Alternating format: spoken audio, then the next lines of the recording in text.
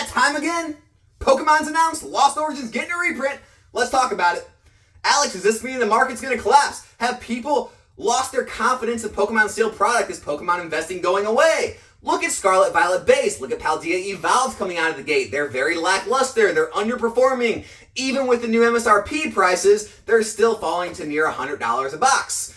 Alex, what do you think this means for the market in 2023? Is it going to continue the way it was? No, it is not. We are moving back to normalized returns. We're moving back to a more normalized market, meaning it's not going to be a flipper's paradise. You're not going to be able to buy boxes at retail and double your money. It's okay though. Don't freak out.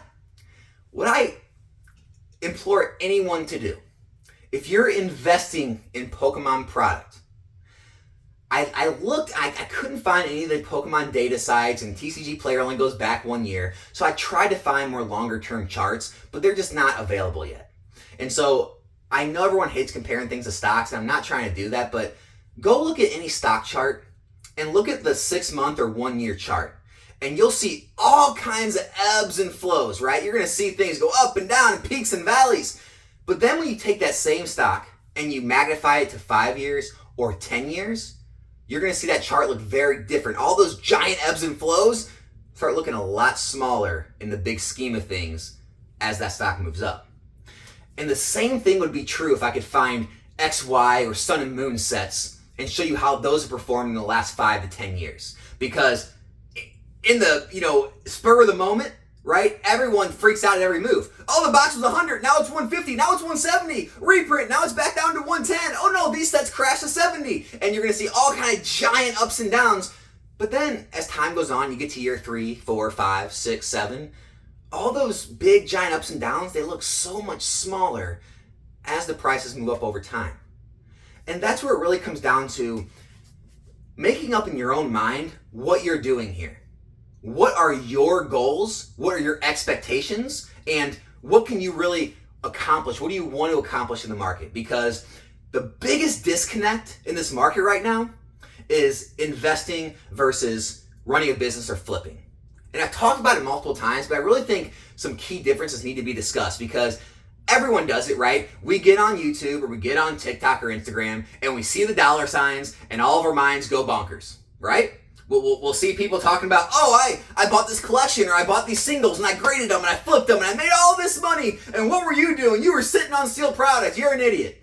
And I get it, right? Because to those people, it does seem like you're being an idiot if you're not making these gains. Because here's the way it works. If you're running a business or you're flipping product, your main purpose is to constantly churn that capital as many times as you can throughout that year. You want to use that money as best you can to continuously make a profit every single day, every single month, every single year.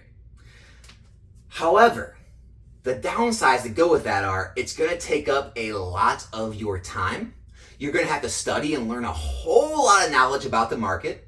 You're going to constantly have to make new plays. You're going to be constantly working your business. On the flip side, when it comes to investing, this is for people like a 401k, although I'm not comparing Pokemon to a 401k. I'm not saying you should ditch your 401k. But like a 401k, where you just blindly, let's be honest, blindly throw money out of your paycheck into a list of, whether it be index funds or mutual funds that your company allows you to pick from. You'll pick a few of them, and your money just goes into those every single month. And you don't look at it every day, right? You don't look at it every month. You just continue to do that. Maybe you get a statement every quarter or every year, and you kind of see where it's at, but you don't let it affect you. You just keep going on about your life, and you continue to invest. And then usually, at the end of people's lives, 30, 40 years of working life, it works out. That's how you need to look at Pokemon investing, okay? So you can't get mesmerized by all these giant flips people are making and all these profits because you're not in the business. You're not spending hours of your time. You're not trying to learn all the nuances of the market. What you're doing with investing is you already have your hours spent each day. You're working. You have family, right? You have a husband or wife. You have kids. You have other hobbies. You have other interests. You have other things that you want to spend your time doing besides being tied to a computer and dealing with all the market and buying and selling and listing and breaking down collections and making deals and grading cards. And you don't want to do all that. And so when you look at your gains with sealed product, you need to look at it in terms of what where else that money could be and what else you could be making with that money. So you need to be comparing it to things like, I know people hate it, but the stock market, like index funds, where else you could have that money instead of in Pokemon product, or buying real estate, or having it in a savings account or a CD right now. You need to tell yourself, well, if people are making 8, 10, 12% in funds in the stock market, okay. If people are making, 4 or 5% in CDs right now, if people are making X amount in real estate, but, in real estate, I really don't want to be a landlord. I don't want to have to deal with all the tenants, so I don't know if I want to do that, even if the returns are better. And so that's where Pokemon is for people. It's somewhere where you can buy items, just place them on a shelf, and you don't do any work until it comes time to sell, and then you do a small amount of work. It's not clicking a button like a stock, right? It's not clicking a button and selling a CD when the term's up and you can take the money out and the funds are unlocked. But it's a lot less work than flipping. And so when you're looking at your profit you're making your sealed product, you're looking for anything that can beat that 10, 12%. All right? So if you're making 20, 30% in a year, it doesn't look like much, right? Oh, the box went from $100 to $125 this year. It doesn't look like much, but that's a lot of gain over the course of a year. But to us, being involved in these last few years in Pokemon, it seems like nothing. Or you watch the flipping and business channels, and they talk about making all these different flips throughout the year and all this profit, and then you think you're less than because you're not making those profits. And then it makes you want to do that, but then all of a sudden your life's out of whack because you don't have all the time to do that. And so when it comes to the market right now, getting back on topic, sorry, we're on a tangent there, I'm sorry. Getting back to the Lost Origin, right? Yes, we are definitely going to see a price collapse. Don't know how much. We don't know if the distributors are going to sell it at 120 like some have said. If they're going to drop it, lower than that. We don't know exactly how far the boxes are going to go down. Maybe they go down to 120. Maybe they go to 110, 100, under 100. I don't know.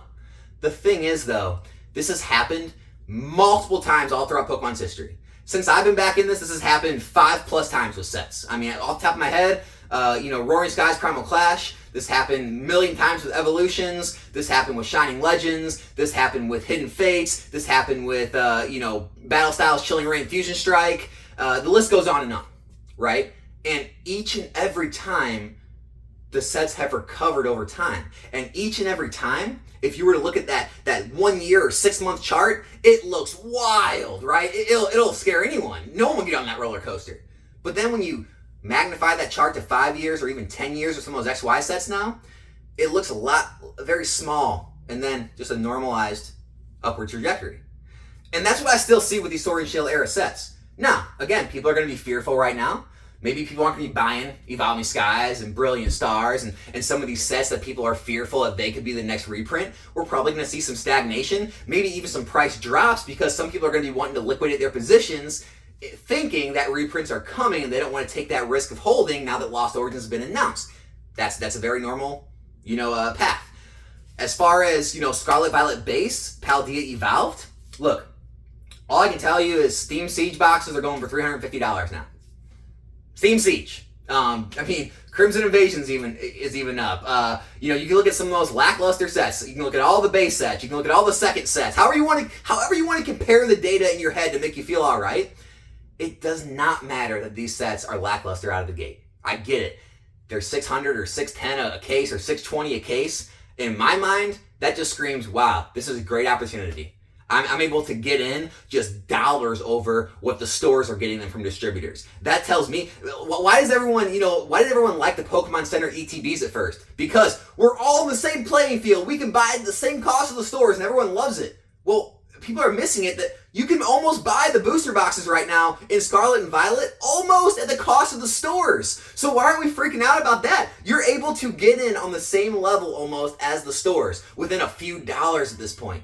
And so I think there's huge opportunity. Same thing with the Charizard UPCs. Now that they've dropped to near distributor pricing, you're able to get in at basically the same amount as the stores were able to get in. That's why there's great opportunity in them. And so that's what you need to be thinking about is the opportunities you're able to buy things at when the market is fearful. Because one thing always happens with time is people stop looking at things, right? They fall off people's radar, and year, 2 years, 3 years goes by, you're not paying attention to all the sales that are happening, and you look back and you say, wait a second, why are those cases now going for $675?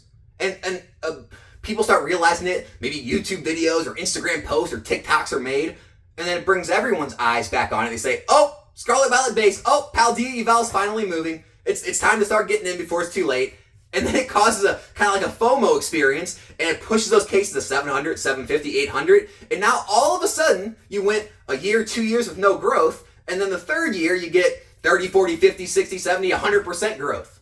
I'm not saying that's going to happen, but that's what has happened with a lot of sets again and again and again. And everyone's always so mesmerized by it. Like it's never happened before, even though it's happened with almost every single set. You're seeing it in Sun and Moon right now. Sun and Moon had its original rise, with the pandemic. A few years went by, not a lot of movement. Now all of a sudden things are going up and everyone's so mesmerized. Oh, it's got to be manipulation. It's got to be people doing buyouts. No, it's normal ebbs and flows of the market, right? Things start to be perceived as more scarce, prices start to rise, and now people want to be involved, which pushes the prices higher. It's the normal things that things have always done. So, yeah, if you're holding Lost Origins, I'd say if you want to take some profits, if there's still profits there, might be a good time. And you can always buy back in if you want to be in larger positions in it. As far as like other Sword and Shield era sets in the past like 2 or so years, maybe a good time to take profits. I would always say things like, Evolving Skies, things that you've made a lot on. I didn't take this advice because I was sure that Evolving Skies was getting a reprint, but what I usually do is I usually sell a portion to recoup my original funds, maybe make some profits, and then keep the rest as like a risk-free investment. But, if you wanted to kind of go all in, you could sell it all. If you wanted to hold it all, you can do that. But it's definitely time to be thinking about those things now that Pokemon has showed they are going to do reprints. As far as Scarlet Violet goes, I think there's tons of opportunity at these prices. We got Obsidian Flames. We've got 151 coming. Obviously, people are going to be saving their money for those. We've got, Yu-Gi-Oh! Releasing all of their original sets this year. We've got Lorcana coming out. We've got a lot of stuff coming down the pipe in all the TCG, areas. And so there is going to be some competing for your dollars and your wallets. But I just think that opens up opportunity. So, yeah, this next 6 months, maybe even a year, they might be a struggle. Not going to lie to you. If you got extra time on your hands, if you want to be, rinsing capital and you want to, play that flipping game and kind of operate like a business, it's not a bad time to do that, right? If you got the knowledge and you know what you're doing, maybe take the time to do that. A lot of these things may not be moving in the next year. If you don't have the time, don't let all those crazy YouTube videos and all these giant returns and the collection flipping and the grading, don't let all that get you off your path, off your mindset of what you're hoping to accomplish. Because if you're hoping to accomplish and be a passive investor, you're just looking to beat your savings account, beat the CD rates, beat the normal stock market returns each year. You're looking to beat any other place you could have that money besides in Pokemon. You're not trying to beat the business. That's pretty much all I got for you today, guys. Hope it helps. Hope we continue to sail that ship through these waters. Stay the course. I'm out.